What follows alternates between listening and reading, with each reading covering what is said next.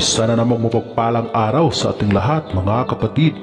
Sa videong ito ay atin na namang pag-uusapan ang isang uri ng mutya na pinaniniwalaan na pag meron ang sinuman at iingatan ay magdadala ito ng swerte sa buhay, lalo na kung merong negosyo. Pero dapat mag-ingat ka sa mutyang ito. Pag meron ka ng asawa o pamilya o kinakasama, dahil sinasabi na lapitin ng babae ang sinumang lalaki na may tangan nito. Ang tanong, ano kayang mutya ito? Paano kaya ito makukuha? Yan ang ating sasagutin sa video ito.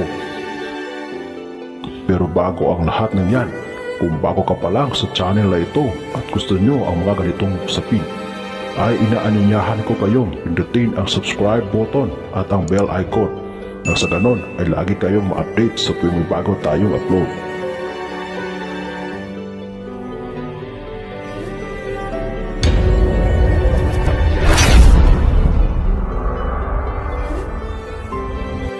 Ang mutya ay sinasabi na nagtataglay ito ng kakaibang kapangyarihan. Hindi na ito kailangan pa ng orasyon at dasal dahil sinasabi na ang mutya ay bigay ng inang kalikasan. Kaya ito ay mayroon ng birtud o kapangyarihan.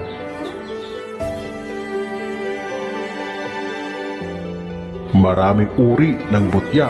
May mutya na makukuha mo sa mga hayop, tao, bato, kidlat, puno, tubig, dagat, hangin, apoy, prutas at iba pa. At ang bawat isa ay nagtataglay ng iba't ibang kapangyarihan o galing na ipinagkaloob nito para magamit sa taong nagtataglay nito. Ang kapangyarihan ng mutya ay nakadepende kung saan mo ito nakuha. Halimbawa na lamang ang mutya ng gabi na kaya mo hindi mabasa ng ulan kapag meron ka nito. Ito ay akin nang naitampok noong nakaraang araw.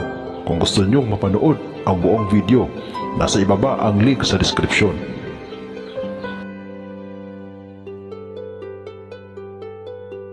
At gaya rin ng tahid ng sawa na pag meron kang taglay nito ay magkakaroon ka ng swerte sa lahat ng uri ng sugal.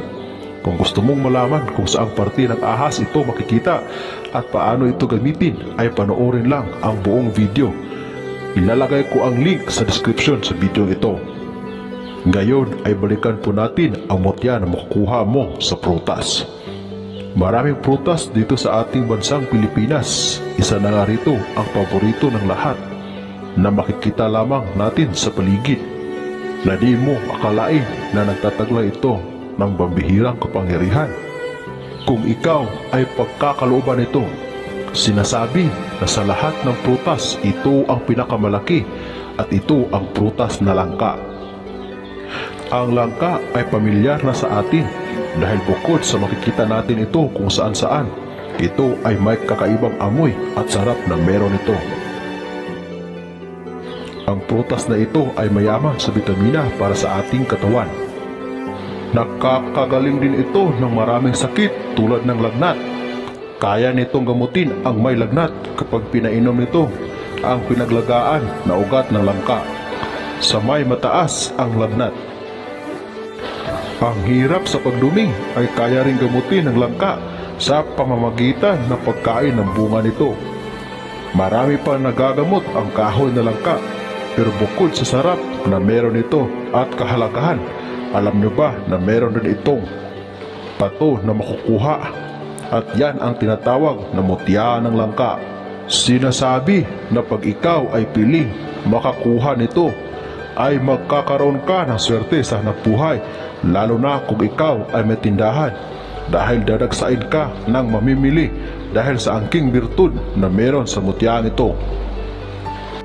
Sinasabi din na ang nagtataglay nito ay lapitin ng tukso, dahil kapag ikaw ay lalaki, syempre lapitin ka ng mga babae.